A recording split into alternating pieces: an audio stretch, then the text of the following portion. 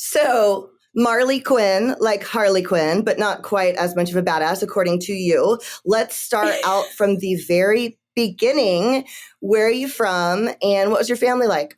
Okay, so I was born in Bellevue, Washington. Both my parents were criminal defense attorneys in Bellevue, and we lived here until I was 5. And my dad got into trouble with the law. He ended up being under investigation by the FBI. And so he, in exchange, I think, for going to prison, he gave up his license to practice law. So he gave up his bar. My dad stayed here, and my mom took my sister and I, and we drove down to California, stopping along the way, and ended up in Santa Barbara. And so that is where I grew up. Do you know what he did that got him in trouble? If you're not comfortable sharing, we don't have to talk about it, but do you know what happened? Yeah, well, I think there was some insurance fraud, possibly. Okay. And I don't know the specifics of it. There's stuff online and all that. I should say that my dad and I my dad has since turned around his life and is like an amazing member of the, community, like totally not the same person anymore, and has been really inspirational in for me, seeing someone who's turned their life around. But that for sure was very, very impactful because we had to spend a bunch of money really, really fast. So my mom, before it was taken, my mom paid for years of, my sister and I went to Waldorf school. I don't know if you've heard of it. It's it sounds fancy and impressive. I don't know if I'm thinking I'm associating it with the Waldorf Astoria in New York. It just sounds very is it very impressive and private? It sounds like it. It's not impressive. I guess the curriculum is learning from the inside out. So we didn't have textbooks. We made our own textbooks. We would hear a story and then write it and then turn it into a textbook. And we would draw. We learned how to knit, carving wood. We would go on backpacking trips. It was an amazing experience, but a very expensive school. So my mom paid for years in advance of that. We bought a house. She bought a ton of cashmere juicy couture sweaters. And then we just were in Santa Barbara. Our car got repoed, I think. The FBI would tap into our phones. It was back when you could still hear the tapping. So I would be talking on the phone with my friend Charlie Kate and be, can you hear that? And only later found out that it was the FBI tapping in. But yeah, so that was the early childhood. But that was just a small piece of it in the very beginning. So I got a few questions. So how old were you when that happened? I was 5. Okay. Did you know what happened? What were you told at the time? And is that why your parents split up? Were they married until then and then your mom left because of that? I think it was because of that and other things. I think their marriage was just falling apart in general, or I'm not sure the specifics of it, but I didn't know what was going on. I just knew if someone called for my dad to say I didn't know where he was, or my dad lived in a vehicle, but that was kind of the catalyst event for us moving. Okay. How long was it before you spoke to him again? Or did you stay in contact with him during that time? We stayed in contact. So he would come and visit us in Santa Barbara. We lived in a hotel for a little while, and he would come and visit, and then he bought our house, and then he designed the gardens in our house. I was just it was amazing. So he would come every once in a while, and then we would come up here to Washington during the summers and winter break and visit him. Okay. So you continued to see him during that time? Yes. Yeah, definitely. Okay. I think there was maybe a year where it was kind of spotty. We didn't see him, but we were always in contact. And Okay. Well, that's good. It's not like your mom ended the relationship between you guys. You know what I mean? That's what I was wondering, if she said you weren't allowed to talk to him anymore. That's good. It sounds like she maintained a relationship with him, especially if he designed something in your yard later. And that's good, Oh, yeah, definitely. Yeah. She did change our last names from his to hers. Oh. But yeah, so that is why my last name is Quinn. Oh. But yeah, she never severed the tie, and my parents knew each other from when they were 13 and 16. So their history was very deep. Yeah, we were just always in contact with him. Okay. Was he an addict also? Is that what led to the fraud, or no? No, I think I'm not sure exactly what led to the Fraud, I know that, Okay. criminal defense, maybe the lines get blurry. I don't really know, Totally. but Totally. yeah. Yeah. Okay. So you guys moved to Santa Barbara. Did your mom start practicing law in California? Like, did she take the California bar and start working? She took the California bar, I believe 3 times. I remember her studying for it, but she never passed it. But she stayed at home with us, which was really, really great. We were able to, I mean, I had like the first few years of my life were like so privileged in that like my mom was home with us all the time. We were like baking bread and bringing it out into the garden before we put it in the oven so we could like get the sun's rays on the dough. And like, I mean, it was just so amazing. We would go to the beach, go on hikes. Like it was like a really charmed experience. Oh, that's cool. So then what happens? Because I feel like there's a but in here. So what changes?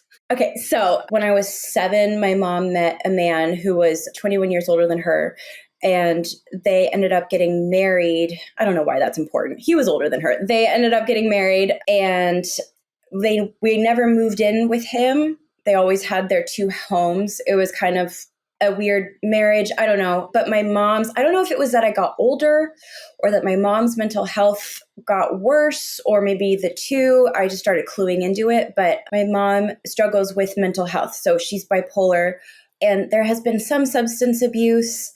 I don't know if my mom is an addict or an alcoholic, but for sure her behavior, like with her mental health, it's very, I guess, cyclical. Like she goes through cycles. So there was like this inconsistent like dynamic in our home. And I started to kind of like clue into that. And then when I was 13, was when I really started like getting loaded and doing stuff indicative of like, I'm an addict now. Do you want me to go into how that started? Yeah, absolutely. When was the first time you got high? How did that start? Well, okay. So it didn't start with me. So it started before the drug, obviously, because that's always the way that it is. So I started to like get these really bad stomach pains because of how like chaotic it was at home. Like I was having like a somatic response to the chaos in my home. And I remember I was doing a presentation in class, and all of a sudden I just collapsed because it was like too much. It hurt. So they brought me to the hospital and they gave me morphine. And in that moment, it was like I met God for the first time. It calmed down everything in my body, in my mind, in my heart. It was like coming home. And it was the onset, I remember so vividly, like the onset of it flowing in my veins, like, and then throughout my body. It was just really, really profound. So that kickstarted my addiction. They sent me home with some kind of opiate. And then I was like 13 years old. So I'm very immature and the whole thing. So I would go to school and I still had the stomach pain, but it wasn't as bad as I was making it out to be. And I would freak out in class knowing that the end result was going to be that they were going to bring me to the hospital and they were going to give me morphine or Dilaudid or whatever it was. And I remember like I did this a lot, like it was overkill. Like I think back to it now and I'm filled with embarrassment because it was it's very embarrassing. And I wove into it this other like narrative that like, oh, like now I'm seeing stuff, I'm hallucinating just because in my 13-year-old mind, I'm like thinking, okay, the crazier I am, like the more drugs are going to give me or something. And so I remember sitting in class and like my best friend Joy was sitting right next to me. And I started like going into it, and Joy, they were just like, don't do it, Marley. And I was like, oh, there's nothing that's going to stop me from going. Like, I'm doing this. I'm going to the hospital. I'm going to get my drugs. And I just made scenes. It's like so embarrassing to think back on now. But yeah. Yeah. So you start doing that. And how long do you have the opiates available to you? Like, does that prescription run out at some point? And then how do you progress from there? That was kind of like the end of the opiates for me. Like I did the opiates, I think maybe like a month and a half, and then that was it. And then I started to steal my mom's Xanax. Okay. That was the next thing that you moved to. Yeah. I stole my mom's Xanax, and I didn't know you could die from Xanax withdrawal. So I would steal her Xanax, and she would beg me to tell her. She's like, just tell me that you took it. And I would be like, no, Mom, like, I don't know what happened. You're crazy. Like, you probably just took too much. horrible, right? Like awful. And so I was just a girl who took a lot of Xanax all the time. I was just taking it constantly. Okay. And then where does that progress over the next few years? So that's 13, 14. Do you go to a different high school at this school, or is it like K through 12? So you still are with all the same kids as you go along? No, so then I went to Santa Barbara High School, from Waldorf to Santa Barbara I School. Our graduating like 8th grade class was only 8 people. So we all went to Santa Barbara High School. Like our class is now like 700 or something. So I immediately get a boyfriend. And that's like my other thing. I was like addicted to drugs and also addicted to like relationships. I was like a serial monogamous. I could not be alone. I was addicted to the way it felt to have someone like want me. It was like validating or whatever, you know? And so that progressed into high school. So I was just doing drugs, like any drugs. I would just buy whatever pills off my foot. Like I didn't discriminate. I would go to class drunk, and somehow I did really well in high school. Like I remember my senior year, I went to a friend's, the honor celebration or assembly or whatever. And like, I'm sitting in the audience and like they called my name, and I was like, I didn't know I was on the honor roll. You know, like I just had no idea. It didn't matter to me. Like I just didn't care because I was just so invested in getting loaded. But in high school, I was really into music. So I was in the choir. I was in a band with my friend Lily. I did a couple other music projects, and I was always playing, like doing gigs like in LA and in Santa Barbara. And so that was like the one tie to like who I was. Like I was tethered through that to like my true authentic being, you know, if you will. That's really beautiful. I was watching some of your music last night on TikTok, actually. You have a beautiful, beautiful voice. You guys listening, you have to go listen to some of her music. So you play the guitar too, right? Did I see you playing the guitar when you were singing? Yes. Yeah, okay. I play guitar. Yeah. So when did you learn in school, or did your mom get you like lessons? When did that start? And how were you getting gigs in LA in high school? Did you send out like demos and shit? Yeah. And it was with my friend Lily. She was really connected in that way. Okay. So, and yeah, but how did I get connected to music? So at Waldorf, I played violin from like 2nd to 8th grade. Cool. In our little orchestra. And that I just loved that. But I stopped playing violin, and then I was in choir. I taught myself guitar. My dad taught me piano over the phone. On Thursdays, he would call, and we had a piano, and he would play and taught me, over the phone. So that was like our way of connecting while he was in Seattle and I was in Santa Barbara. And then Lily and I met in choir, and we just would write music together. We also we mostly did covers, but we would write music. And cool. She took me to the Grammys after we graduated high school. She's like my best friend. I love her so much. And she's just been a huge supporter of my recovery all these years. Is this a famous Lily? I'm getting the vibe. Maybe she's very well known, but is she like known? I don't know. She's a vocal coach. She has she's a really good vocal coach, and she has clients who are very well known. And she's an amazing singer and writer, and she has her own music, which you should go check her out. Lily Lewis, she's amazing. Oh, okay. But yeah, that's who she is. So as you're playing and you're in school and you're partying, did you want to go to college, or did you want to be a musician professionally? Did you have aspirations past college? And did people know you were partying? Like, did your mom know? Did Lily know? Was there any concern expressed around that time? My mom definitely knew. Lily knew. And my plan was to go to Santa Barbara City College and be a music major. I had a boyfriend at the time who was way too nice to me, and I just walked all over him. And he was like an EMT. He had graduated high school, or he was studying to be an EMT or something. And I remember there was one time when I just did way too much Xanax and drank way too much, and I was like unresponsive, and there was definitely moments of like deep worry. And I was doing lines of cocaine in the back of my classroom, like during choir performances, like very obvious about it. Okay. Really obnoxious about it too, and I would ride my bike to school. And I remember I never got hit by a car, but like I hit several cars on my way home. I got brought into the school psych a couple of times. Like people definitely knew it and my mom knew, but my mom's whole thing was like, okay, if you're going to do drugs, like do them in the house. She was very, transparent. I was able to just be very honest with her, and maybe to a fault, right? Like, I'm not sure but I never felt like afraid to tell my mom anything. And so after I graduated high school, I went right to Santa Barbara City College as a music major, but I just didn't try. And it was not like in high school where there's structure and you don't have to really try to do well or to just pass.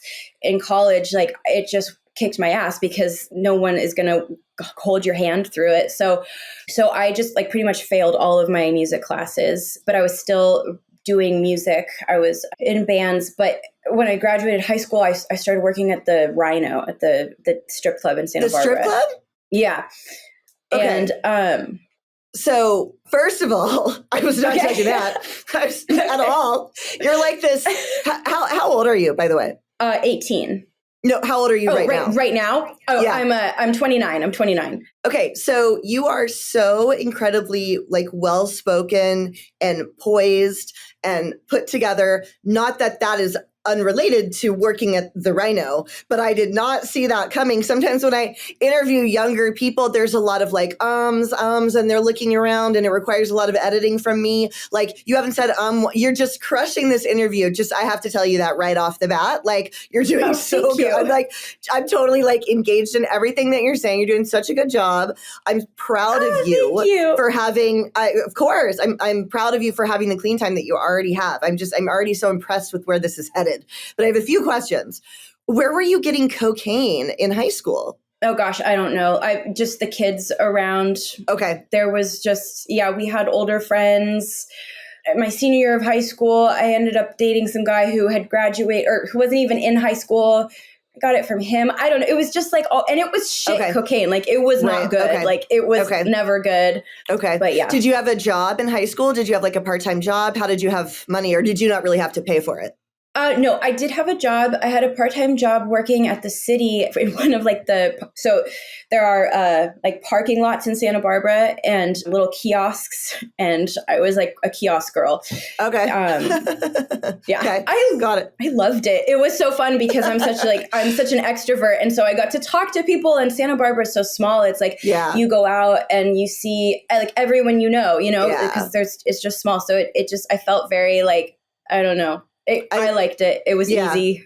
I love Santa Barbara. I went there once with a friend. I lived in LA for a long time and we drove up the coast and went to Santa Barbara. And I remember we went to dinner. It's like one of my longest, best friends. And when I came back, he had ordered me a peach margarita because I'm from Georgia. So I drank my peach margarita and I think we had sushi and we were walking around that little like downtown area. And it is a very small vibe. You know what I mean? Even though like everybody has heard of it, it's definitely like small town vibes in a way, So what on earth compelled you to think did you start stripping or cocktailing?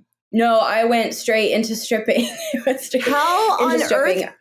How did you make that jump from high school girl to I want to work at a strip club? What was your logic at that time? So a cousin of mine had done it and she was like telling me about her experience and we were about to lose our house because my mom and her and her husband, her then husband, now ex-husband, they were splitting up and he had bought our house and we could no longer afford to live there. So we were just trying to keep the house. And I was like, okay, well, this is a great opportunity for me to just go get naked in front of the community and like be a hero and also like be able to like fund my own habit. And so I remember it was St. Patrick's Day and I worked at this restaurant called the Brew House, which was 1 block away from the Rhino.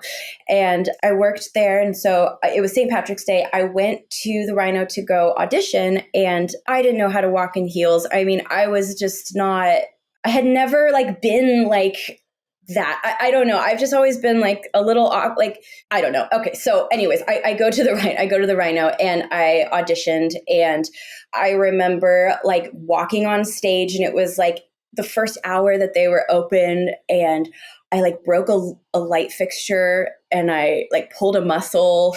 And I think some guy gave me like $1 in quarters or something. It was like so awful. And I got down from stage and my boss, whose name doesn't matter, he was like, "You did great, just slow down." And I was like, okay. And so I was hired, and Wow.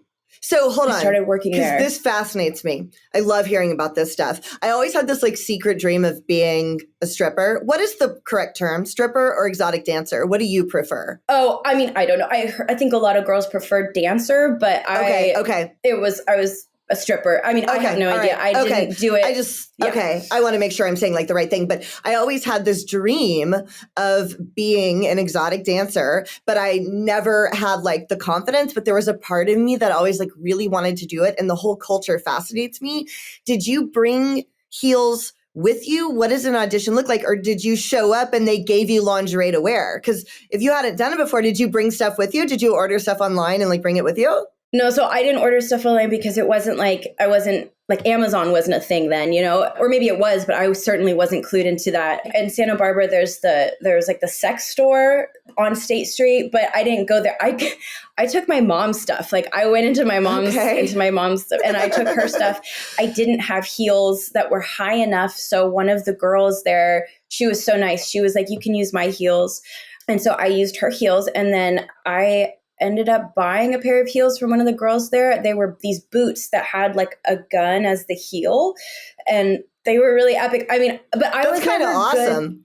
They were so, oh God, they were so cool. And I learned a lot about like human behavior at the strip club, not only with the girls, but like the people who would come in. And I was just more interested in like the people. Like I made a lot of money there, but I never like pushed it as hard as I could because I just found it so fascinating. And like the women there were amazing. Like there was this one woman who had 6 children, and then another woman who was working her way through law school. And then there were the other, girls who were like, "Oh, I found my dream job. I'm never doing anything else." But there were some serious badass women, you know? Yeah. Wow. So did you do it sober that first day? Because you were only 18. Were you sober?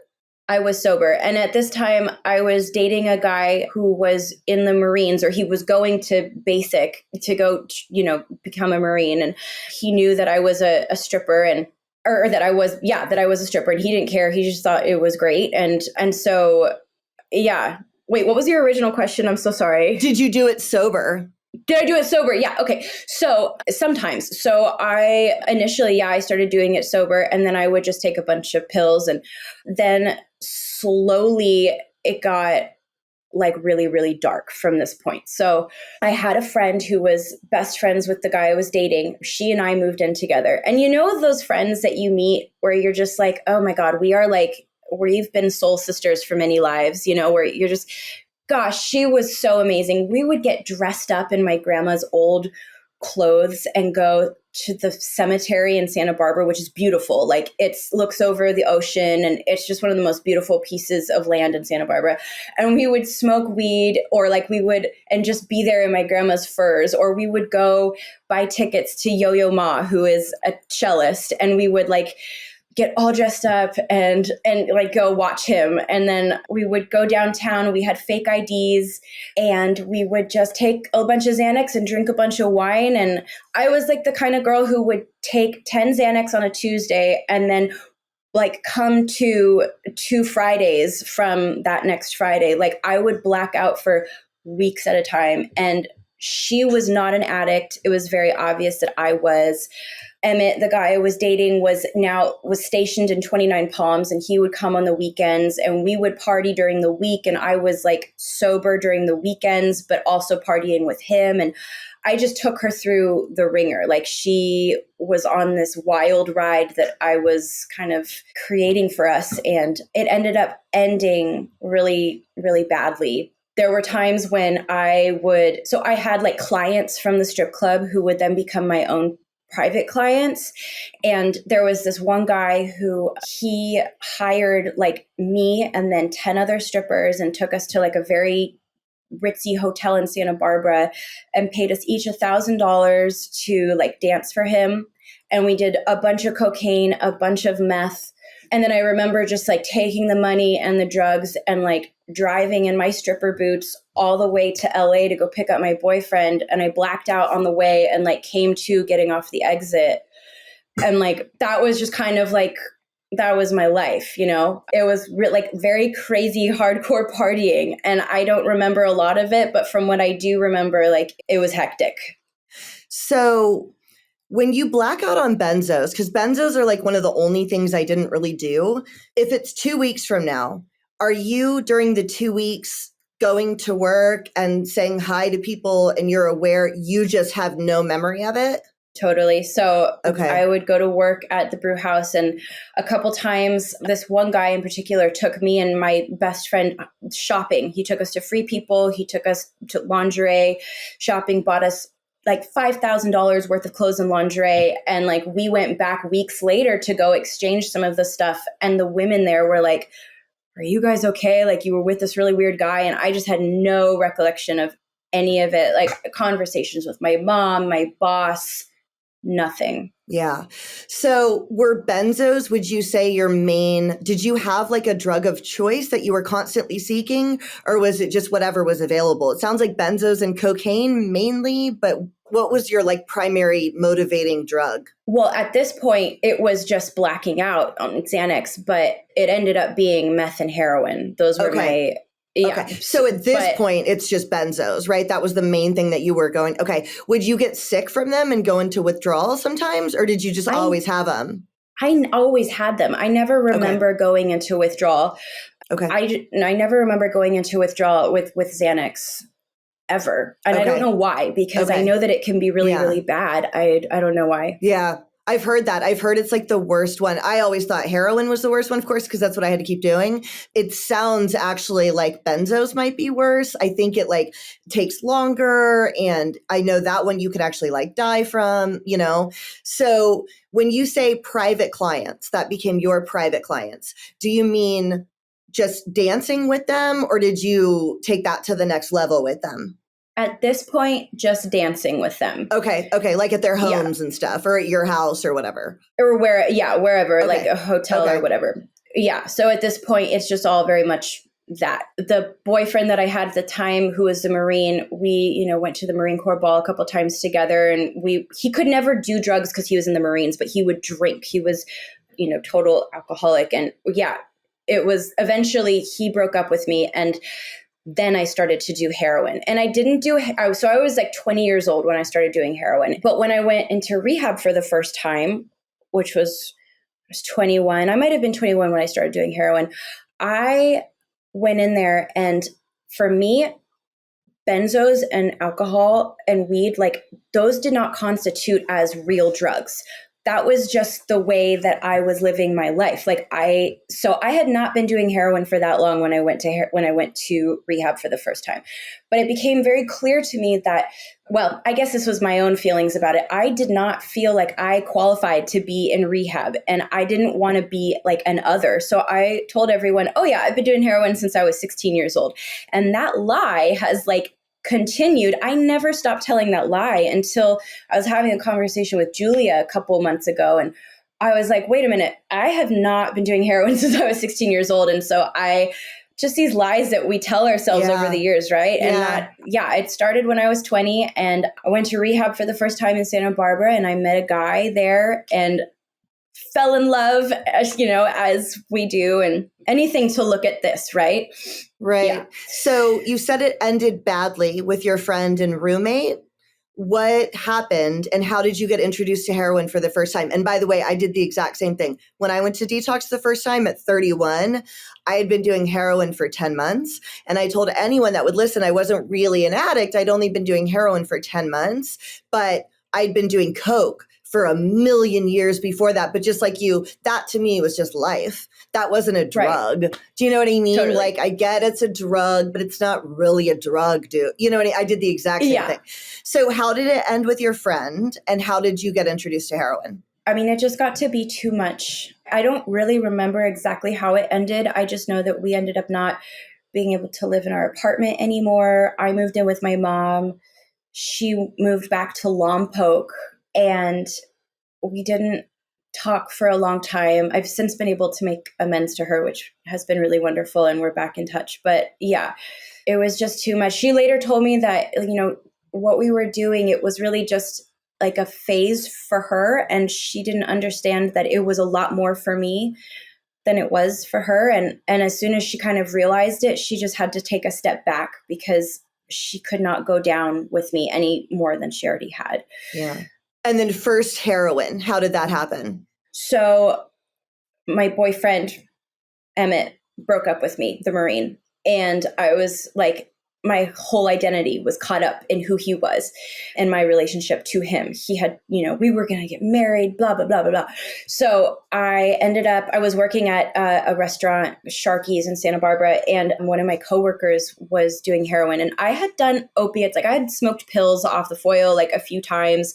And so we did heroin together. And I was living in an apartment. All my roommates were away because it was Christmas break, and I was just there alone. And my friend and his friend came over, and we just like shot heroin for days. And I overdosed. I remember waking up in the shower. One of my friends was sobbing. The other one was slapping my face, putting cold water on me, and like pouring coffee down my throat.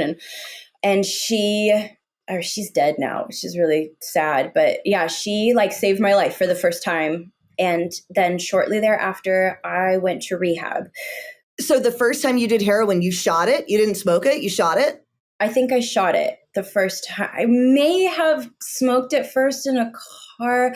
I don't remember, but I was not interested in smoking heroin. Like I was interested in shooting it. And I remember the first time, like I was chasing that feeling that I had felt in 8th grade of like the morphine going through my veins. And that is not the way it felt when I did heroin for the first time. I got profoundly itchy. Like I was nauseous. I was not into it. And I was just coming off of this like hyper party mode, where I was just like out with people all the time doing the crazy things. And heroin was very isolating. Like we were just in my room, in my bed, doing heroin. Were you scared to use a needle for the first time or no? And did somebody show you how? Did somebody shoot you up and then you learned how to register? Like how did that? Because that whole process is always really fascinating to me when somebody makes that leap, especially if they make that leap like soon. That's kind of why I'm asking. Were you afraid to shoot it up or were you like, no, show me how? This is how I want to do it. No, I was not afraid at all. I knew I wanted to shoot it. She shot me up. She didn't teach me how at that point. I remember after I got out of rehab, I like looked it up on YouTube. I've had other people tell me that. I've had other guests tell me they Googled it and that's how they learned. So you're not the only person I've known to do that. That's crazy to me, but that's like, I mean, it makes sense. Yeah. And then like on the harm reduction pages and everything, like there was this piece of me that really wanted to be like, I pushed the heroin addict thing. Like I didn't like it, but I wanted it because something in me, I don't even know how to explain this, but I was like so drawn to the darkness and wanting to like make that character arc. Like I knew that I was in some kind of darkness and I knew that I had to like fully commit to the darkness so that I could like come around full circle, but I wasn't going to have my story be some like pussy shit, like benzo story, like I wanted to really experience the full scope of like what the darkness had to offer me. And I did not want to feel like I've heard people in the rooms talk about like, oh, I got loaded because I didn't feel anything. I was super numb. But for me, I was so like, I felt everything. And like always, like everything was too much for me. Like watching Planet Earth, I could not. Like it was just too much. Like I would cry. I was really, really sensitive. And so using drugs, heroin specifically, what I did like about it is that it just quieted everything down and I was able to just take a deep breath, Yeah, totally. So you start shooting heroin. Does it become a habit pretty quickly? Like you're doing it daily and then strung out to where like you would get sick if you didn't do it? How long is it before you go to rehab the first time? It was like 2 months, maybe a month before I went to rehab. So I went to rehab And I went to detox, although I didn't have to. And I was still doing benzos, and I was still, at this point, I think I had maybe overdosed twice already. And I went into rehab, and I just immediately told everyone that I'd been doing it for, for years. And I remember one of my friends from like the restaurant I worked at, he came to visit me in rehab, and he said, all these people are going to claim that they have a disease, but really they're just selfish pieces of shit that don't know how to control themselves. So don't drink the Kool-Aid. And I was like, okay. So already my like idea of like what an addict was like super skewed. I was like, this is not a thing. Like either people are too scared to use drugs, but they don't know how to control it. Like I was just not clued into like what the truth was. Right. So yeah. How did you get to rehab that first time? Did you go to your mom and say, hey, I have a problem? Did you use your own insurance? Like, when did you start thinking, and why did you think this is too much? I need to go to rehab for this one? Or did somebody make you? Like, how did you end up there? My dad had really good insurance. I was on his insurance. I ended up calling a friend, this guy who I used to date, this total sweetheart. And I told him, I was like, look, this is what's going on for me. He was like, okay, we need to tell your mom. And so he brought me to detox, and my mom met me there. And then my mom had her friends come, and they were like, you need to go to rehab. So 3 days later, I took a bus to the rehab in Santa Barbara and was there for 30 days and left with a boyfriend. Yeah, sure. When you got out after 30 days, did you go back to your same life? Oh no, you lived with your mom by then, right? No, I lived in the same apartment with those girls. So I lived in the apartment. I went back to the apartment. I just was like smoking weed, still going to meetings, pretending like I was sober, not really understanding, but definitely like going to meetings and like being kind of dysfunctional with my relationships in the meetings.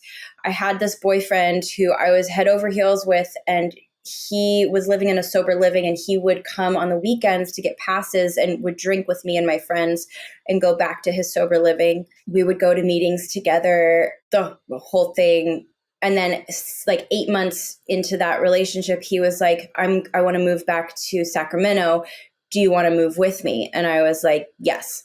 And so we went out one night and got a bunch of Xanax. And then the next morning I couldn't find him anywhere. And we like had each other's locations on our phone, and super toxic like that, and I found him in Isla Vista, which is like the college town up north from Santa Barbara, like 10 minutes, 15. And he was just like passed out in a car with a bunch of needles all over. So I got into the car with him, and I woke him up, and I was like, I want you to shoot me up right now. And so he woke up and he shot me up, and I puked out of the car. And then we just drove around all day, and we were just shooting up all day long. He moved to Sacramento, and I took the train a couple days later. And I remember being on the train, and like it was getting drier and drier as I was getting into Northern California, and I couldn't see the ocean anymore. And I could just feel that I was getting farther and farther away from like who I really was. I was just giving up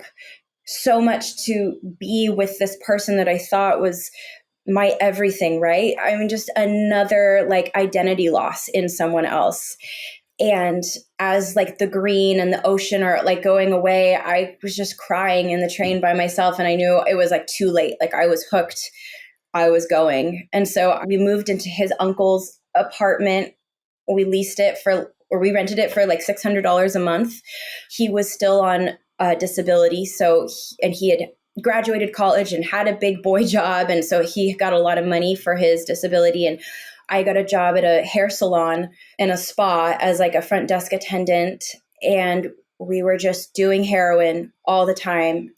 And I got fired from that job, started working at Hooters, and I started working at the local strip clubs. Okay. What I love about this like moment in your story is it feels like the train was analogous to you getting like further away from who you were. And I feel like as human beings, we always have this instinct where we know when that's happening sometimes. And you like knew that on the train as it was happening, but you were already committed, Yeah, no, totally. That's exactly what it felt like. Like my inner being knew that we were not going where we needed to go. And yet it was too late. Like I was already just there. Everything you just said. Yeah. Yeah. So were you playing music during these years as well, or had you completely stopped playing music, like the 18 to leaving to go to Sacramento? I stopped playing music right after I went to rehab that first time. So from this point on until like now in my life, I'm not playing music. So in Sacramento, I'm certainly not. I was working at strip clubs and just using every single day. And I remember that first night that I got sick, we didn't have heroin that night. And I was turning around in the bed and I couldn't get comfortable and I had knots in my stomach and it was hard to breathe. And my boyfriend, who thought that I had been using heroin since I was 16, he was like, "You're sick." I was like, "What does that mean?" And when he said that, as soon as he said it, my brain clued into what was happening with my body. And then it was like, I needed heroin immediately. And that's when it started to get really, really dark. Okay. So did you know about being dope sick yet? Did you know what that was? Yes. And I thought I had experienced it before because like I remember my nose getting kind of snuffly and like runny, and I thought I had experienced it and I was so wrong, you know? Okay. Yeah. Yeah. And also there was a piece of me that thought, oh, well, maybe it's not even a thing, because I had also heard about people getting dope sick from benzos, and that had just never been my experience. So I was like, maybe just I'm stronger minded than some people. That's exactly what I thought also. I didn't think it was like a real thing, really. I think that's so common. So once he told you you're dope sick, you had that like, moment. I need heroin. Yes. And then there was no going back. Like, you know, when you're in jail and you're dope sick, I don't know if you know this, but like you're in a place where you're locked in, you cannot get drugs, and like something in your brain calms down and like then it's easier. Maybe, I don't know. Now I know what you mean. I was like clued into it, and so there was no escaping, and it was even more agonizing than I can totally yeah, it was just awful. So that was like a turning point. By then, had you started seeing clients on, like you said, you were on seeking arrangements? When did that come into the picture? And did your boyfriend know? So he was obviously cool with you dancing. What was the transition from, okay, I need to also start doing this? Did he suggest it or did you suggest it? How did you make that move into actual sex work? I don't remember who suggested it, but I do remember I was working at, I think it was Pure Gold in Sacramento. And this couple, they were like, "Do you want to do a private dance?" And I was like, "Sure." And so I went to their house. They were like, "We'll pay you like $300 for half an hour. And you'll dance for me, the couple, and one other guy." And so my boyfriend at the time was like, "Okay, I'll hide in the car to make sure nothing happens." So he hid in the car and I went in and danced, and for 30 minutes, I have to say, like, what I found that people liked about me at strip clubs was that I was not your quintessential, like, super, super sexy. I mean, I think maybe I was like cute and maybe sexy, but like my attitude wasn't sexy. I didn't have an assertive, sexy attitude. I was very awkward and very like very shy and like little, like probably like young seeming. And I think that really like disarmed people. I think they maybe liked it. So yeah, so that was the start of that. And then I don't know who suggested if it was me or my boyfriend at the time, but we were like, okay, we can make money this way. And I just kept getting fired from these jobs. Like I tried so hard. Like I worked at a Thai restaurant. I worked at the salon. I worked at Hooters. I worked at, I don't know, I just kept getting fired.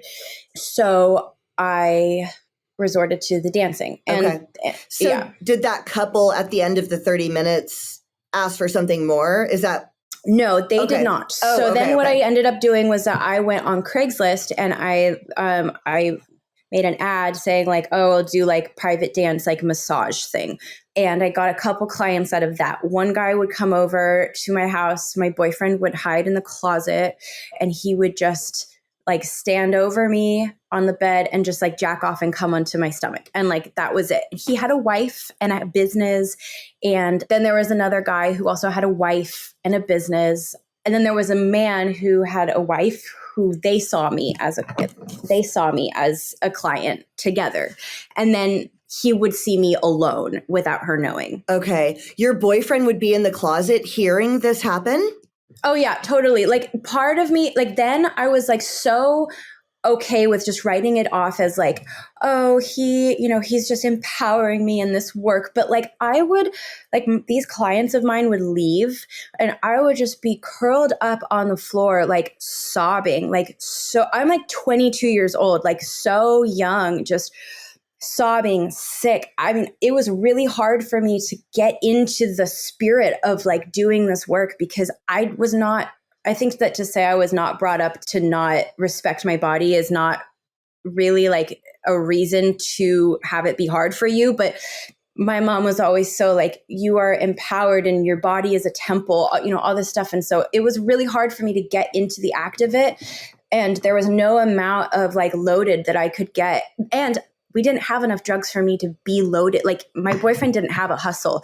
Like I was always sick when I was having these interactions. I was always sick at the strip club. Oh no, that's the worst. It's the worst. And like we never had money. So then he would wait for me to get off and then we would go to San Francisco to go get drugs. Like it's like I think back on it and he was like older than me too by a few years. And I just am so sad for that little girl. And I was resentful for years and have obviously done fourth steps on it, but because he ended up ghosting me after all of this and I never heard from him. Okay.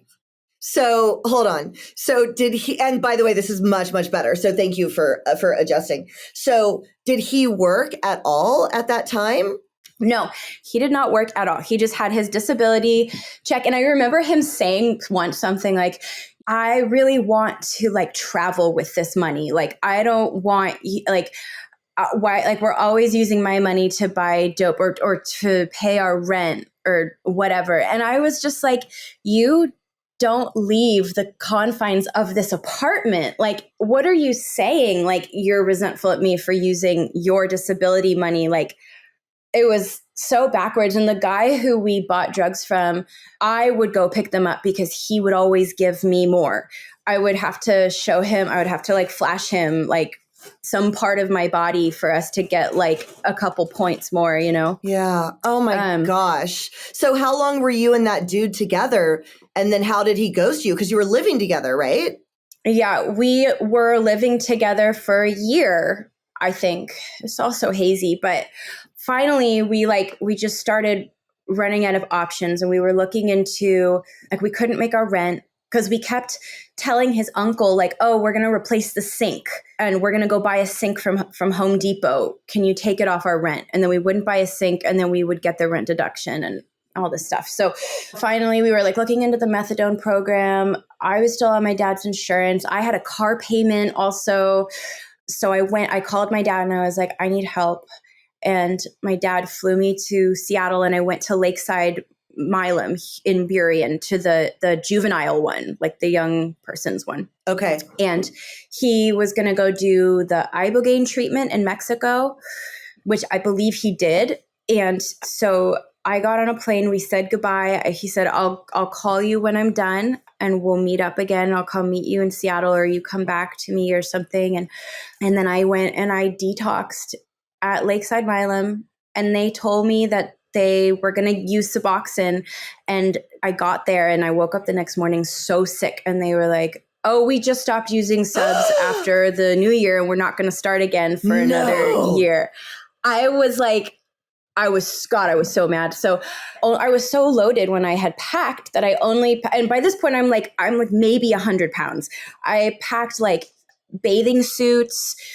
I mean, just the craziest stuff. And it's like the middle of December here in Washington. And I was like trying to leave and I couldn't leave because they wouldn't give me my stuff. I'm in Burien. No one's answering the phone. And so I just stayed awake for, I kid you not, it was 13 days that I did not sleep. And they didn't give you anything? They gave me clonidine. I can't believe they told you they had Suboxone and then they didn't. You cannot, that is such a big deal to tell somebody you're paying for a medicated detox and then it's not medicated. That's absurd. I can't believe they pulled that. Oh, I know. It was, God, it was so awful. I could not believe it. I was so mad and there was nothing I could do about it. Yeah. Like I was just there.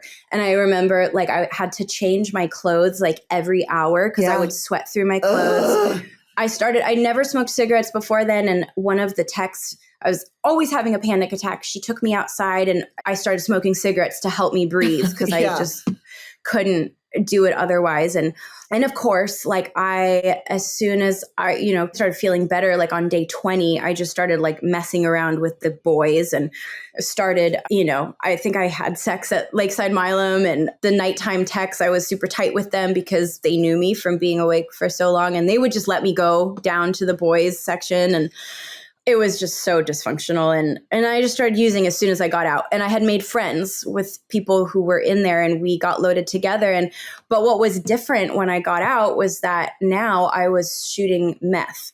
Okay. And that is what ultimately like brought me to a new and even deeper low than I had ever imagined. I got out and started shooting meth. And I remember the first guy who gave it to me, his name was Dirty, and he said, this is going to separate you from everything that you know and love, and you will not recognize yourself or the world after this. And I was like, cool, hit me. And so while you were in that detox, did you try to get in contact with your boyfriend at all? When did you realize he wasn't talking to you anymore? I had already moved back to Santa Barbara by the time I realized that. So it was maybe like a good 6 months that I... Okay, so when you're in detox in Seattle, were you trying to talk to him at all or no? I tried to call him, but then his phone was off. Okay. And then when you got out of detox, did you move into your dad's for a little while? Where did you go? I moved to my grandma's in Snohomish. Okay. Yeah. And then did you shoot meth? Is that what the guy meant when he said this is going to change everything? Okay. Because I agree with that. Shooting meth is a completely different story from smoking meth. The first time I shot meth, I was like, damn, this is amazing. I was dope sick and we had to cross the border and we didn't have any dope. And so I shot meth and it actually like worked. And I get a lot of debate about this. There are so many heroin addicts that are like, no, it makes it worse. And I'm like, I don't know, bro. For me, it kind of made it better because then I could at least get a fucking hustle going. You know what I'm saying? If I'm just dope sick and I'm laying on the couch, I can't do anything. If I shot meth, I could at least go do something and like get a hustle going. So you get out of detox, you're living at your grandmother's, and some guy introduces you to shooting meth. And then what happens? Well, okay, I just want to speak to the dope sick thing. I have literally microdosed meth, like shooting it to get me off of heroin. Like that has been a huge tactic that I have used over the years. Okay. Like absolutely, yes. So I have ADHD, like big time. And so not only did I just feel like the sensations with using meth was amazing, but it like was a chemical in my brain that it needed. And so it like, I was like, okay, now, like if I thought I met God when I was in 8th grade with the morphine, like this is something else entirely. But no one, I didn't know the meth culture. Like I had never hung out with tweakers. I avoided them at all costs. And I had smoked meth a couple times, but I had always been so blacked out on benzos that I never remembered what was happening. So I didn't know about psychosis. I had no idea. And I slowly started losing my mind but really believing that these things were actually happening to me. So it was like the biggest mind. And I should say in this time, I was getting loaded with some friends that I met in Milam. And I was getting loaded in the Target parking lot in Lake Stevens.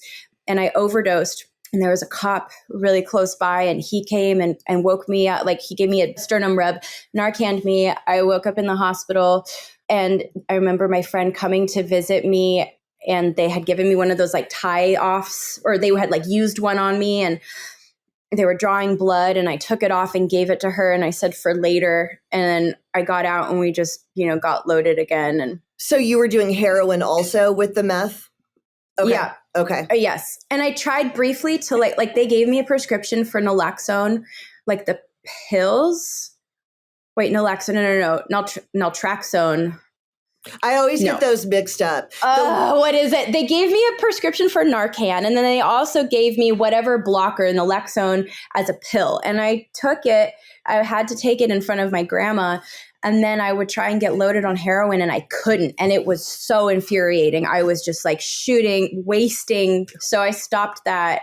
And then after a few months of this, everyone was like, okay, we are done with you. And I went to Providence Detox in Everett. They f you up there, man. Oh my God. They said, you have to come dope sick. I went dope sick. They gave me like a bar when I got there, like a Xanax bar, subs. I blacked out the whole time. And when I got out, I was still sick from the subs. And I got on a plane to go back to Santa Barbara to go to rehab. And I looked in my little notebook, and there was a letter from this guy named Dave. And it said, Dear Marlena, I hope you find what you're looking for in California. Please consider my offer for marriage. I would do anything to make it work, or something crazy. I was like, what happened in there? Like, it was so crazy. And you had no memory of that at all? I had no memory of that at all. Oh my gosh. You know what, though? If I had to pick between the two, I would pick a detox that you up over one that said they were going to give you Suboxone and then didn't. Oh, for sure. I'm not mad about it at all. It was great. I was, But I should say before, and I don't know how we're doing on time, but before I went to rehab, before I went to detox that time, I ended up getting Hep C. So a girl from Lakeside and we would go see clients of hers, and I remember I was really, really sick, and she had Hep C, and I shot up with a cotton of hers, and I got it. And then we went, and so I had hepatitis C by the time I came back to Santa Barbara. Okay. Did you know yet? Did they tell you in the rehab? They told me at detox. Dude, I did not know you could get it from spoons and cottons and shit. I didn't know that. And I've actually never shared this on the podcast before. I knowingly did the same thing. This older dude that I was crashing at his place for a few weeks, I was sick and my rig broke. And I said, let me use your rig. And he said, I have Hep C. And I lied. And I said, I do too. Don't worry about it. And he was like, oh, okay, well, you've never said that. And I was like, well, it's never come up. And for all I know, I had already had it, but I have this weird instinct that I didn't have it. And that's when I got it. Unless it's just like this deep-seated guilt for trading my fucking liver for, do you know what I'm saying? The dope. Yeah. But since then, I've gotten the cure. I'm sure you have too. Did you take the medicine? No, I actually ended up going into spontaneous remission, which 20% of people will. Yes, I wanted that so bad. I thought I would get that on this deep soul level. I was like, because it mostly happens to women, and it mostly happens to women with an Irish background. And I have an Irish background, which I'm guessing you don't. Do you? I do. We have a Black Irish background. Oh, okay. Well, Quinn is totally Irish. You're right. Okay. So it usually happens to Irish women, which is fascinating. I think it's because Irish people drank so much that our livers developed more like barriers. And so I really thought that I would spontaneously clear it. And I didn't. It kept getting worse. And then I finally got the cure. But anyways, and are you bringing that up because it started to bother you? Because it started to bother me too. I didn't think that I would care, but it really started to bug me that I had it. I was like sad. I actually was not sad. For me, it opened up the window of it opened up possibilities of being able to I just did not care about my own health. Like, there was no thought in my mind of like, oh no, like I have Hep C now. It was like, okay, great. So now I can share needles with people who also have it. And it just was not a concern. Okay. But you just remember like hearing at that time that you had it. Yeah, because it ended up being a source of shame later when I was getting loaded in. I lived in my car with my boyfriend, a different boyfriend, for a while, and he did not have hepatitis C, and I did. Okay. And I had a habit of getting loaded and then losing my needles and not capping them. And then cops would come in and he would prick himself. His mom pricked himself on one of my needles once. Oh, shit. That was the worst day of my whole life. That was the worst day of my life. So it ended up being a source of shame. But at this point, it was not. So you moved back to Santa Barbara, and then what? And then I went to rehab, made a bunch of really good friends, and did the whole thing over again. I only made friends with guy friends who I'm still very close to today. I think there's a lot of value in male relationships. However, I ended up, I think, sleeping with half of them, and we all ended up getting loaded together and doing a lot of harm. But I'm still close with 3 of them, and we're all doing really good for the most part now. But yeah, so I just kind of started the whole thing over again. And then in that got loaded again, got sober again. And the next time I got sober, I met this guy, and I was cleaning houses with a girl that I was in a sober living with, and her mom owned the company, and we were cleaning houses, and I was in outpatient, going to meetings, doing the things, but not actually working steps. And I ended up getting loaded again. And I remember I went to Six Flags with he and his friends, and I had done meth all night long, but for some reason still went to Six Flags. Nobody talked to me the whole trip because they knew. It was the most uncomfortable 7 hours of my life. It was miserable. Roller coasters, a little light psychosis, no one's talking to you. It was the worst thing ever. And I ended up going to a psych ward in LA, and he picked me up, and then we just started getting loaded together. And it was this dynamic of I didn't really like him, but he really, really liked me, and he wanted to get loaded with me. And I kept letting him down and hurting his feelings. And then we're just off and running together. And I don't know when it happened, but at some point we just fell deeply in love. Okay.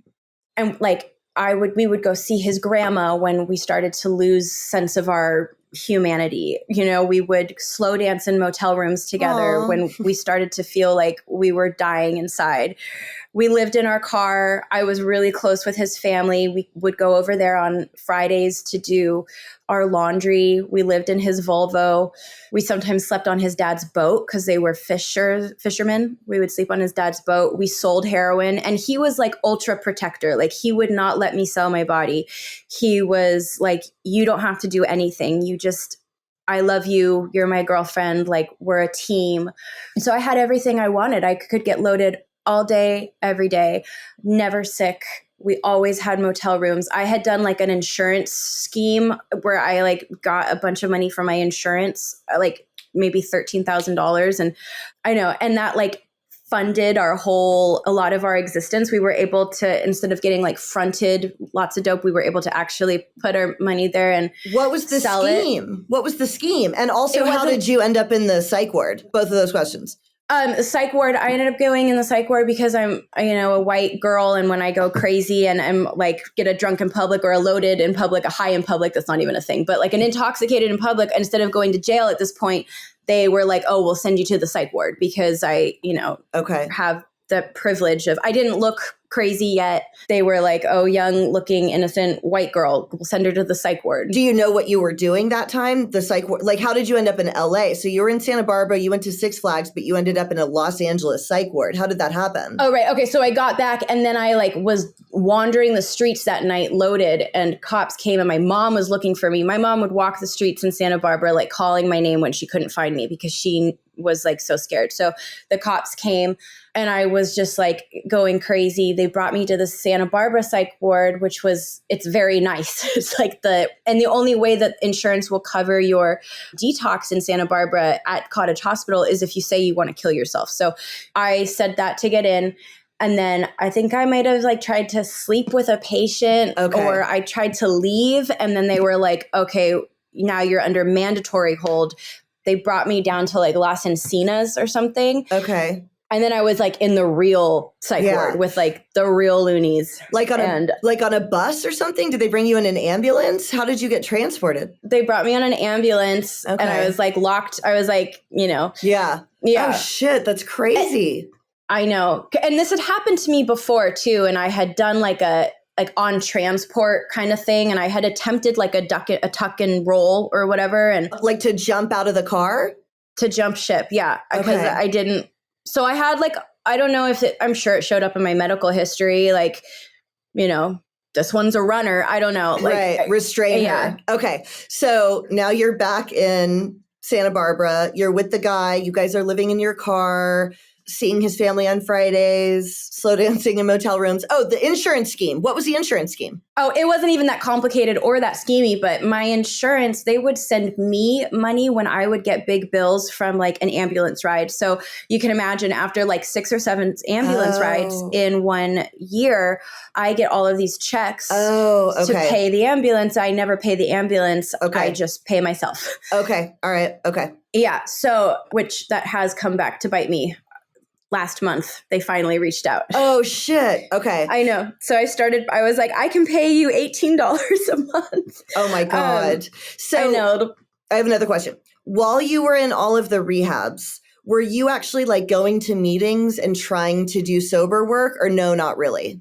Kind of. And outside of the rehabs that I have told you about, there were like, all in all, I've been to like 21 or 22 rehabs and detoxes, never staying the full length for most of them. But a lot of time I would just AMA. I would go to meetings, but mostly I just went like for the boys. It was like a fashion event for me. It was not anything. I was not interested in working steps. I think I worked the first 2 steps in NA at this point, but yeah, I was just not interested in that at all. Okay.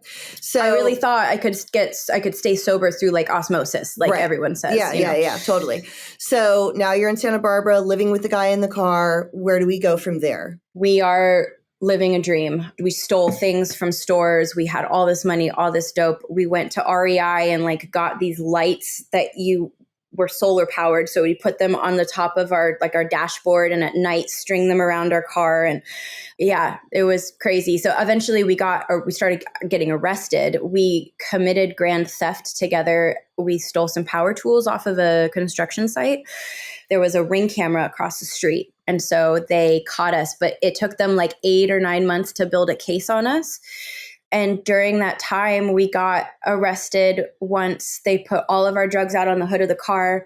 They let us go with all of the drugs. They put all the drugs back in our car, I think because they wanted us to get over an ounce, which isn't a felony. Or I don't know why they did that, actually. But I ended up like getting a credit card theft charge. And then we would park in this parking lot, the commuter parking lot. And one morning, there were like 6 or 7 cops outside the car, and they took us with them, and we went to jail. And was telling me in the car, he's like, I'm going to marry you. I love you so much. We're going to get out. We're going to get married. And I'm like, yes, we are. It was so tragic and so like, in the back of the cop car that was happening. Yeah, we're both handcuffed. Gosh. And he's like, don't worry, like we're going to get out. And so then we're in holding, and we're waiting to go into holding, and he's super, super sick. Like I had done dope. I had done like a shot, like maybe 2 hours before the cops had come, but he had been asleep all night long. And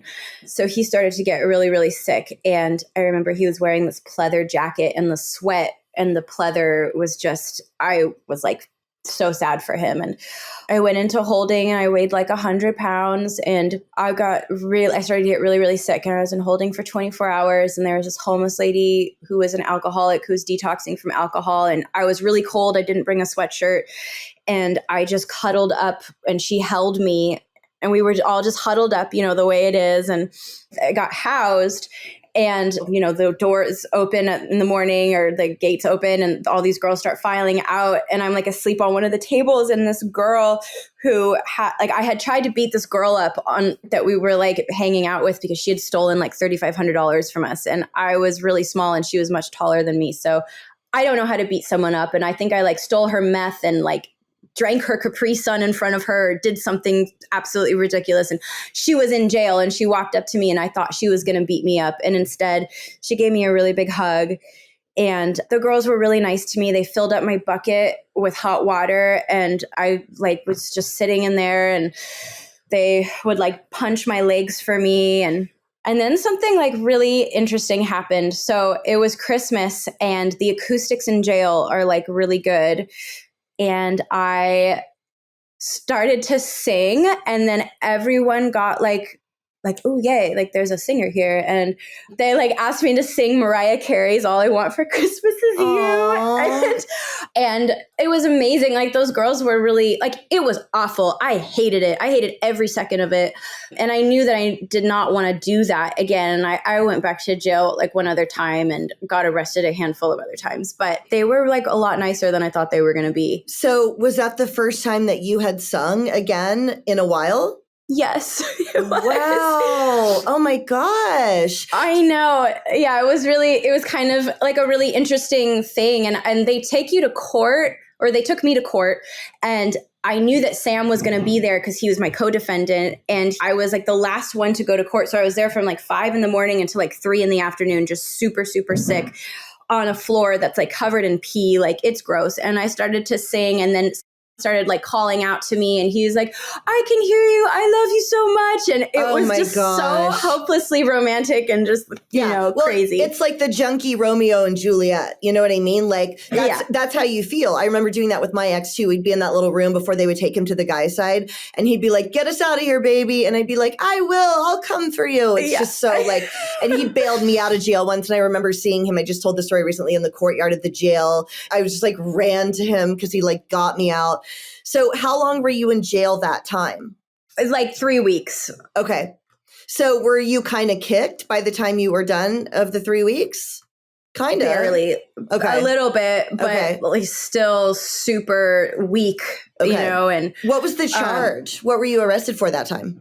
It was grand theft, but I never got charged with that in the end. I think there was like, I had a couple charges like that had built up. So there was the credit card theft, which I like took a charge for someone. And then there was like, I had burglary tools, you know, drugs charges, all of that. So you're in there for 3 weeks. And then does he get out also? And when was this in your timeline? So you're 29 now. How old were you when this was happening?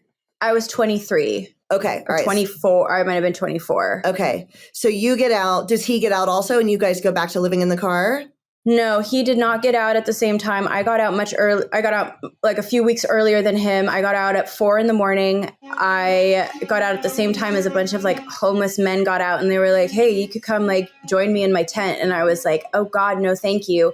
And they only gave like taxi vouchers like on Saturdays, but I got released on like a Thursday. And so I walked all the way from Santa Barbara County Jail downtown to my friend's house, and I got loaded at her house and immediately overdosed. Then someone came and picked me up, and then we just were like I didn't want to get back on heroin, but we were doing meth that whole time.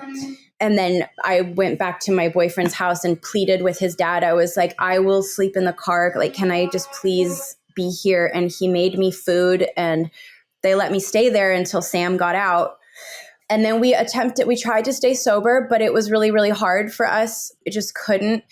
And so we were back to getting loaded again. And I was just in and out of the hospital. Like I would do too much meth and go into deep psychosis, think that he was going to kill me. Like my mind was really, really warped at this time. Like really believed that really horrible things were happening. Sam was also at this point overdosing. And then he, you know, I don't know if you've ever overdosed, but you overdose and you have no idea what's happened. And he would be like, no, I wasn't overdosing. You have no idea what you're talking about. And at this time he started to get very mean, and he would, for months, just tell me, like I would try and hit him. He just had no veins. I would try and hit him. I couldn't because my hands froze up. And he would just say, you are, you know, like a worthless piece of shit. You're a waste of space. All this stuff. And at first I would hear him say that and I would laugh, just be like, why would you say that to me? And then I slowly started to believe it. And especially when like my mind was as warped as it was. So my confidence just went way down. And finally he got a deferred prosecution. I found a place for us to go to treatment together. I still had my dad's insurance. So we went to this place that took us together. We went down to LA. His mom dropped us off, and we took like 11 shots, like pre-made shots with us, and we're just doing them the whole way down. And then we got sober and that was the first time I had ever seriously gotten sober. And we were like, we're going to do this. We can't go back again. And we promised each other we were going to give the 12 steps a really like a good go. So we went to detox, to inpatient, and then to like a sober house. in Century City that he had worked at years before, because he was like 8 or 9 years older than me. So we're living at this place, and 3 months into my sobriety, I have a sponsor. I'm going to meetings. I can suddenly look people in the eye, kind of. Like my interpersonal skills were really shot because I had just not interacted with anyone for a very long time. And meth, I mean, it just really had like done a number on my brain. I could barely form sentences. It was very hard. And 3 months into our sobriety, I found out that I was 6 months pregnant. And yeah, it was crazy. I was so out of touch with my body. Like I had no idea what was happening. I thought I was just really constipated. Like I didn't know what this growing thing inside me was. And so we're like, okay, what are we going to do here? And he did not want to keep the baby. And I really wanted to, because I was like, this might be my ticket out of my own selfishness, you know? By the time we found out, I only had a couple more days until you couldn't get an abortion anymore. And oh God, it was so hard. But in the end, I came to the decision that like I could not do it alone. Like I had all these charges. We were living in a sober living, like no one supported this decision. And I felt really like more alone than I've ever felt ever. And so I went in to get an abortion. I don't know if you want to add this to the podcast. If you're comfortable with it, absolutely. Yeah. Okay, I just feel like it's really important to like tell these stories to women in recovery, because it's like something that can really happen. Like we lose touch with our bodies.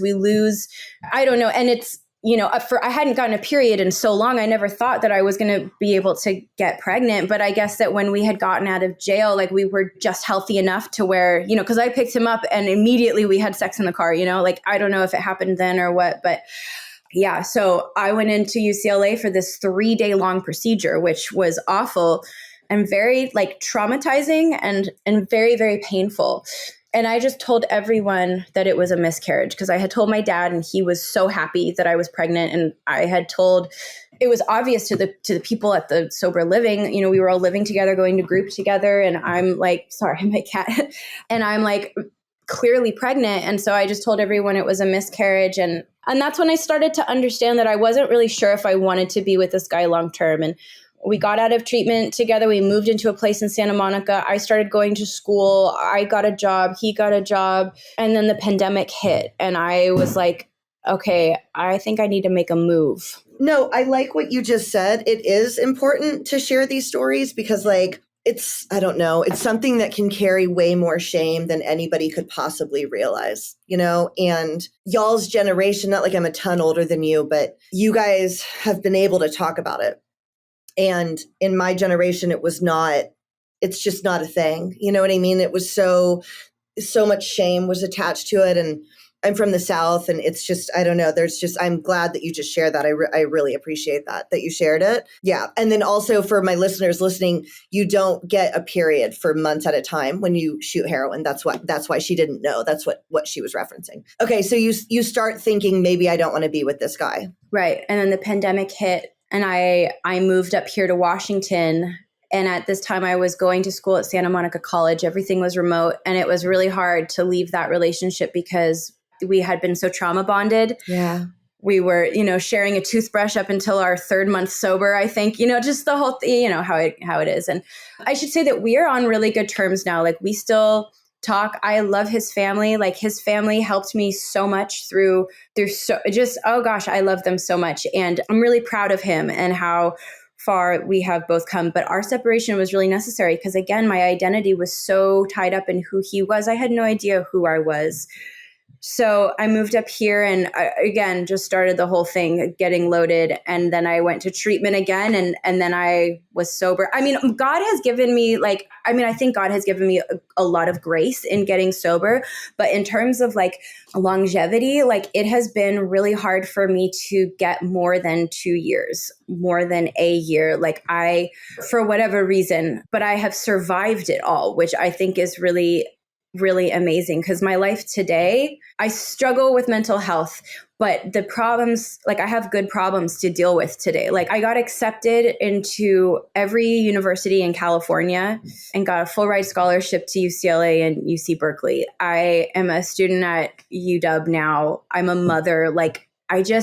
Yeah. So when did you get sober for the final time? What does that look like? Well, I mean, I feel like kind of bad because I keep taking everyone through this, like I got sober and then I used again. But I got sober May 1st, 2021 in Lacey. I went to Royal Life Centers and got sober there, and I got hooked in with HA up here. Oh, yeah. Okay. Yeah. So, and I had a sponsor, and we would Zoom and do the steps, and I just worked the steps like my life depended on it. So I met with her. I was in Lacey. I was in a rehab, did the 12-week program. I mean, yeah, I just did all the things because like I had tried my way a million times, and I knew that the boys weren't going to keep me sober. I knew that I had to do something. And even though like the whole like God was kind of difficult for me to understand at first, but like my idea of God is like not, it's just everything. It's the universe. It's just, and sometimes I'm like, well, what is it? What is God? What is like, do I really believe in the 12 steps? And I go in and out of like believing, like, is this really the right thing for me? And I think that's okay. Like, I think that's okay to question things. Well, but shit, yes. you have over 3 years now. So no, I don't. Oh, okay, I don't. okay, That's the okay. thing. No, I don't. Okay. I got up to 2 years, and then I got loaded for one day, and Okay. I went down the street. I live like right off of Aurora here in Shoreline, and I really, really wanted to get loaded. My boyfriend had gotten loaded, and I was like just outside of the herd enough to where it was like the obsession took over. I wasn't in school. I'm spending the summer home with my baby, and all of a sudden, like I feel this pull in two directions, and it was so awful. I had heard about mothers getting loaded in the program. Of course, you hear that, my baby's not going to keep me sober, but some like deep part of me believed that once I had a kid, like the addict in me was just going to go away. Like maybe I would be fixed. I would be turned to normal. And those moments of wanting heroin while also like holding my baby were excruciating. Like I cannot even, my brain won't even let me tap into that feeling because it was so hard and so painful. So I went down to a tent on Aurora, and I said to some guy, I was like, can I have some heroin, please? And he was like, yes, here's a rig, here's your heroin. And it was just like, okay, perfect. So I got loaded, and it was awful. And so I have like a little over, well, that was last September. So Okay. So thank you for sharing that too. So in your sobriety, I've got a couple of different questions. So in this period after May 1st, right, which we're kind of in, what about the steps do you think was so helpful to you this time? Sometimes I ask people this, do you have like a favorite step or a most impactful step? And then when do you have your baby too? How do you meet your baby's dad? We met in rehab. Okay. That's fine. Yeah. We didn't start dating until months after, but I mean, we were like 6 months sober when we got pregnant, and we lived together. We lived with his parents. But the most impactful step for me, I think, was step 4 and 5 and step 9. My thinking really changed around step 4. I've done 3 or 4 fourth steps, and understanding that like I play a part in most of the chaos that I caused or that I experienced, like that was a total game changer for me. I started to live my life in such a different way. I started to like be in flow with the world around me, like, and not just in this constant like fight mode, And then I went back to Santa Barbara like 2 summers ago to make my amends there. And I made amends to Sam's mom, the car boyfriend. And I tried to make amends to his dad, but he ended up leaving the house to avoid it. So I was like, okay, my living amends will just be that I, stay out of your life, or I don't know. But yeah, I went to all the motels that we had gotten kicked out of, and I was pretty exhaustive, right? Is that the right way to say that? I made amends, and that felt really good. And I just felt like a little more in tune with myself. Like the shame, I deal with shame a lot, and guilt, especially being a mom. I think that there's like, I don't know, that is just something that I have struggled with so much. But making amends for the things that I had done while loaded, like that really alleviated so much like heaviness in my soul. What does an amends look like to a motel that you got kicked out of? Did you owe money or just say, sorry, I created chaos here? No, we did not owe money, but we did get kicked, like blacklisted from quite a few places because of the messes that we would make. So I'll just share one really quick little story. We were leaving a motel in Santa Barbara, and I went up to go do one last like look at our room, and there was so much, and I like went to go pack everything up, and I found a shot that was intended for my boyfriend on the desk, and I did it. And my boyfriend waited 10 minutes and I didn't come back, and he opened up the door and I had locked it with the chain, and he saw me slumped over. So he went into our car, took out his like drill, undid the door while the cops are coming for us. He carried me, drilled the door back in, and then we went down to another motel. And I think like those, like we broke the door. I don't think that he did it correctly, like put the door back in, but I went and like said, like, I was here during this time. And I know that this might be kind of weird for you and that it might not mean anything now, but we did a lot of damage, and I just, want to know if I can make it right. And a lot of the people were just like, okay, they didn't really care. It was more for me, but yeah. Did anybody say, yeah, I would like you to do this, and actually say something that you could do? Or they were just like, okay, thanks? Yeah, it was just like that. Okay, interesting. That's cool that you did that. I never even thought about the chaos I caused at motels, of which was a lot, Yeah. I love that you said that too, the 9th step, the amends step. That's such a great way to start feeling a little bit better about yourself. And the 4th step too, for me, taking accountability is the most helpful thing that I can do. Like even my husband recently was relapsing and a ton of money got spent, and I was so angry and so bitter. But then I recently was like, you know what? I need to take accountability for that too. I spend money on stupid shit. I get Botox and lashes, and I chose to keep covering our rent while he was using. I didn't have to. I could have got a roommate. Like for me, taking accountability for something is like the primary way I'm able to move past any anger or resentment around it, right? Is when I take my part too. So what do you think was the reason that you were susceptible this time to using? Like, was there any part of your program that you think was lacking or missing? And what are you doing now to try to correct that?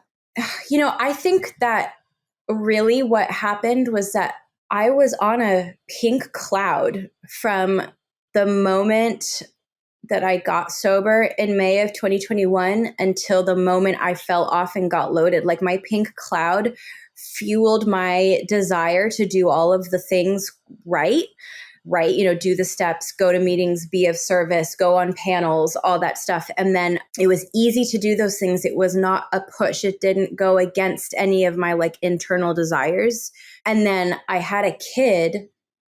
I couldn't really do panels. I couldn't really be of service that way anymore. My boyfriend was really suffering from mental health. I laid off on the service and the meetings and everything. And then all of a sudden he got loaded, and it was like it was presented as an option. And yeah, I think that's it. I mean, I question so often, like, am I really an addict, or am I just did I just get addicted to heroin? And it's really funny how my brain can do that. But that's my go-to when I'm not solid in my program. That is where my brain will revert to. It can happen quickly. And so now that I'm like separated from that deep misery of like not being able to formulate sentences, because I've more or less have like lived a clean lifestyle and sober recovery based lifestyle for the last 3 years, and I have not been homeless in 5, like it's been a while. And yeah, it's just hard for me to tap into that misery. So I don't know if that answers the question. No, it does. And what you just said makes a lot of sense. I did the same thing. And I had a sponsor tell me once, the show's heard me say this a million times. She came to do step work with me at a rehab. And I was like, look, I'm not really an addict. I just got strung out on heroin. But when there's no heroin present, like I'm good. And she said, okay, Janine, like I can understand why you would think that. But just so you know, like normal people, regular people don't accidentally get strung out on heroin. And that I was years before I finally stopped. But that made so much sense to me because I think about my friends from high school that are super successful. They would never, if they were dating a dude who did heroin, they would break up with him that second. They would leave and never go back. They wouldn't try.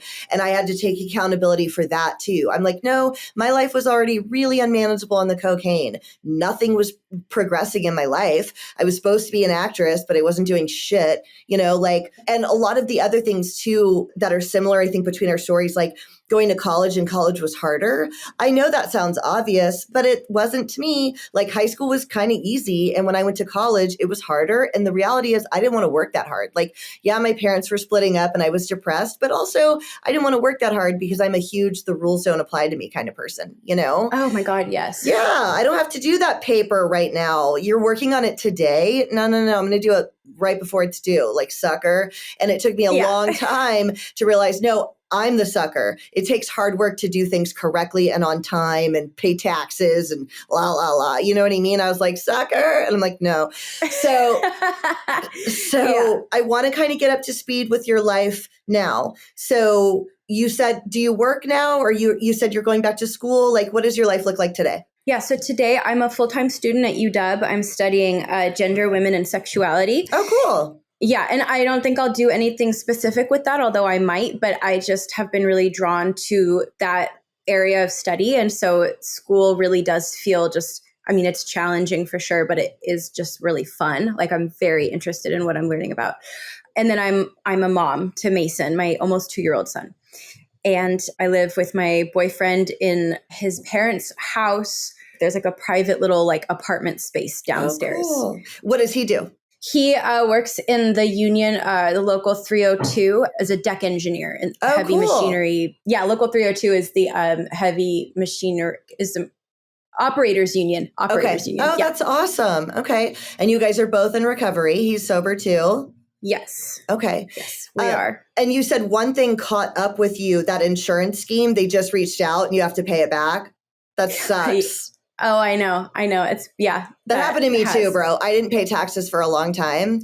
And in like 2018, I already had 3 years clean and they started garnering my wages, garnishing my, what is it? Garnish or garnering, whatever it is. Took garnishing. Them. Oh my gosh. I know. I feel like I don't know what it's called. Garnish is like cilantro on your plate. Right. Garnering. No, I think it's garnish. I have no idea. This is so embarrassing that I don't know what this is. I think it's garnish, even though garnish also means plate. Nod Pod, tell me what it was. Anyways, they started taking my shit and it was so embarrassing. But now I'm paying it all back and blah, blah, blah. And that's the stuff that took me a really long time to realize. Like, it does catch up with you eventually. And so doing it right on the front end is actually not the sucker's way to do it. You know what I'm saying? Like one of my favorite phrases is, if you want a hard life, do the easy things. If you want an easy life, do the hard things. Pay your taxes on time. Sit down and do it. I know it's a bitch. And it is a lesson I am still learning to this day. Like still, Yeah. So, oh my gosh. So your life looks great right now. You're in sobriety. You're going back to school. If there was one thing you could share with our audience before you leave, because you used for a really long time, that's a lot of chaos. If there's one thing that you could share, like if somebody that's listening and maybe they're still using or they've only got 30 days, anything that you could share to help them through this moment a little bit further, what would you say? I know that's a huge question. You can take your time if you want to think about it, but what would you say? Oh gosh.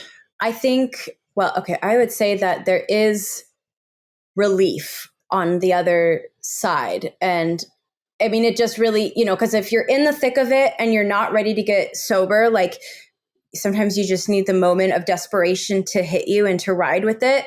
So I guess what I would say is the moment that you feel your sense of your desperation, your desperate moment, act on it as soon as possible, because it will be that will just be the easiest, most powerful ride right into recovery, right into life.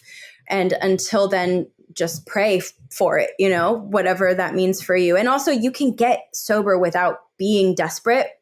I've gotten sober without really wanting to be sober before, but I don't know. Is that very helpful? No, I love what you just said. If you don't have the desperation yet, pray for it.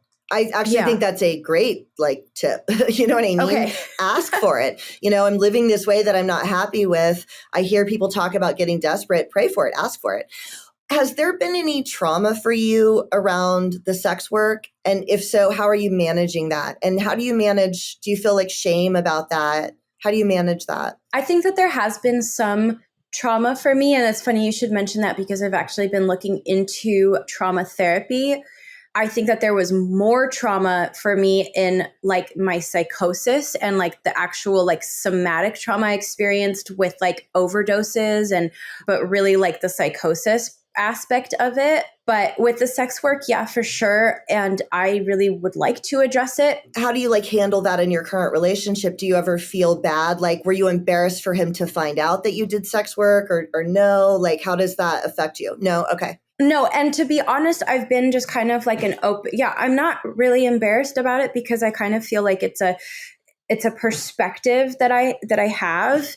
I don't know. I guess I used to feel like a little bit of shame for the things that I've done, like namely sex work, but more than anything, I feel like the way that I see the world now and like my life now, every moment is such a gift. And the fact that I don't have to have some gross man groping me in the strip club, like to make money, like, God, it's so like those are the memories that my body holds on to the most, like not wanting to be touched, but having to be touched and just having to close my eyes and like leave my body for those moments. Like those were excruciating moments, especially not being able to be sufficiently loaded for it. Like I was alive and well for all of those encounters. And so, but I don't feel any shame around it with my boyfriend, my partners. I feel good about sharing it because I think that so many women in active addiction and recovery have experienced it. And if we can just like interrupt the narrative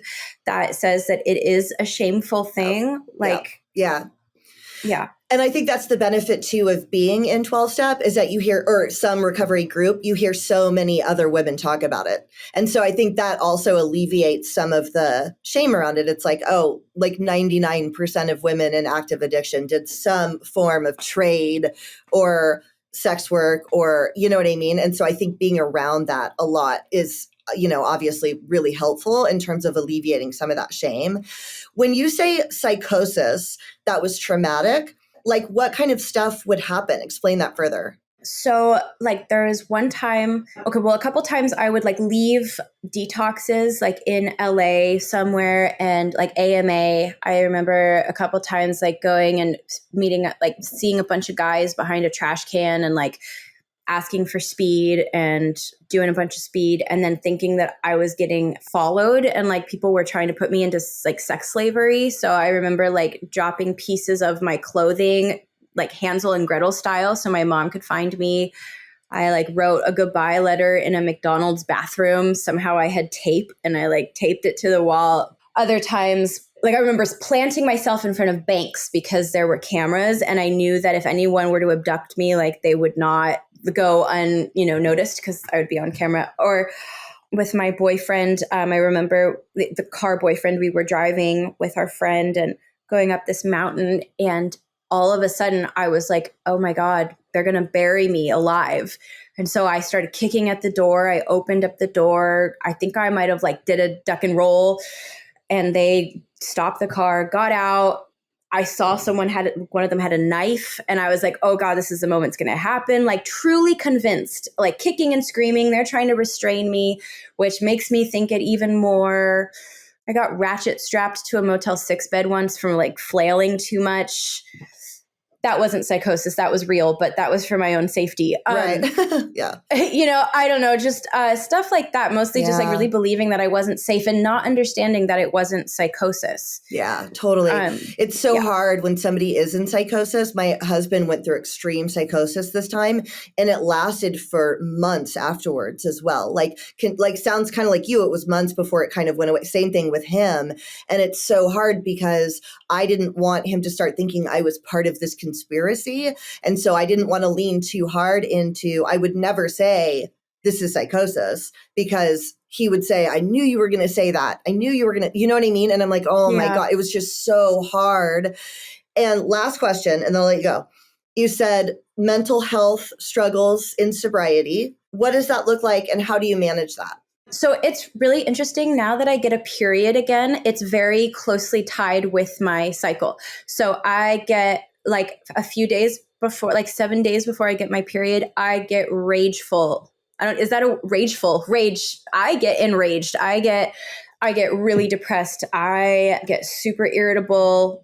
And then I deal with a lot of anxiety because and I think that the anxiety is more tied in with like PTSD from getting loaded with people I loved and then watching them overdose and having to be there to like keep them alive. Or I don't know, sometimes I'll like think that my son isn't breathing and really he is. Really crazy stuff where like I'm worried that the world is going to end.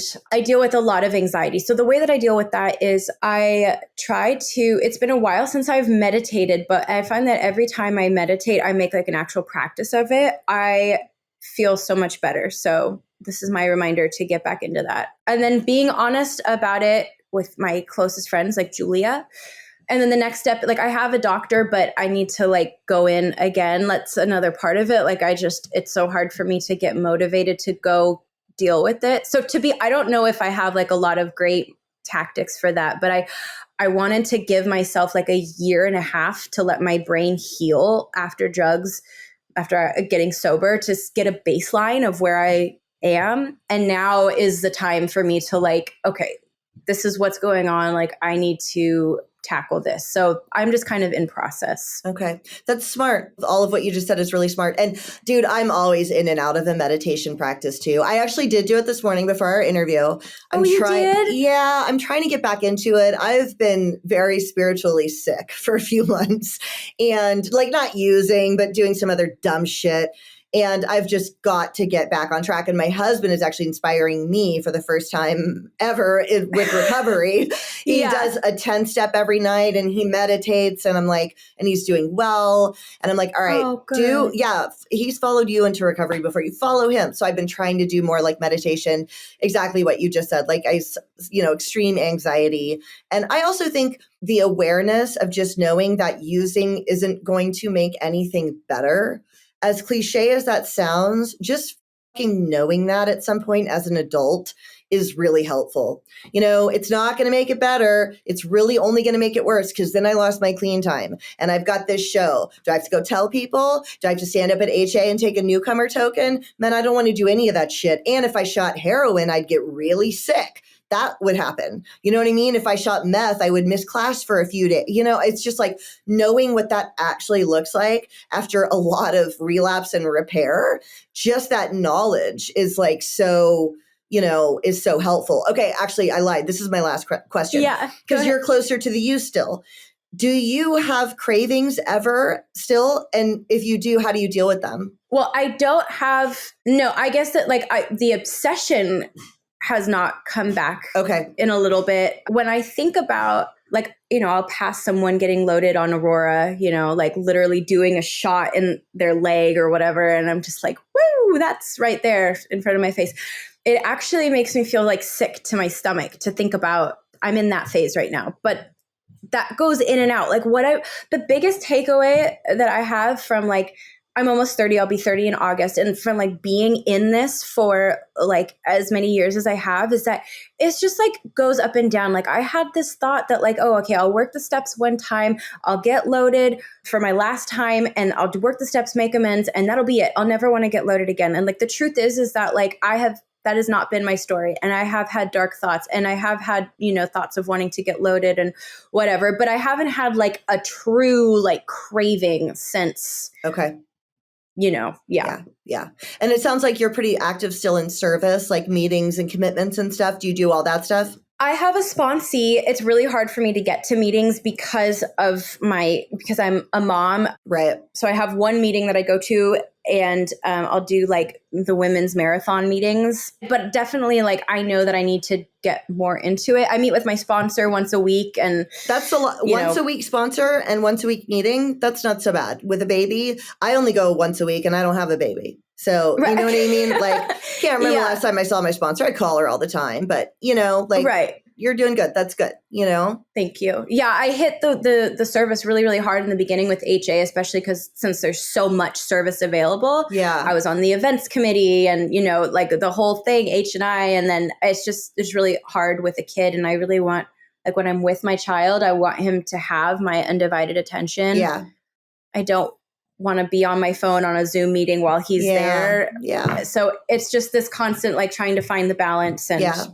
I love HA too. HA is really what changed for me in terms of feeling like actual true connection to the fellowship. HA for me was like such a big change. So, okay. Well, if people want to connect with you on social media, where can everybody find you? Okay. So, oh gosh, I don't even have my phone on me right now, but I can also put it in the show notes. I'll connect all your stuff. You will? Okay, great. Yeah, I have a TikTok and I have Facebook or Instagram. Those are the two that I'm on, TikTok and Instagram. Okay. And what are you going to do with music? Are you still writing or playing? Where does that factor into your life? Yes, I am. I write a lot of songs about recovery and about addiction. And I find that to actually be one of the most cathartic pieces of like the healing process. And my goal this summer is actually to get on Spotify. So I have someone that I met in H2A and he has a studio and he's going to help me record this summer. So hopefully that will happen. That's awesome. What is the relationship like now with your mom and dad? My dad lives here in Washington and we are very close. We're in a cover band together. Oh, cool. Which is so fun. Yeah, we're playing next Wednesday at the Oxford in Snohomish.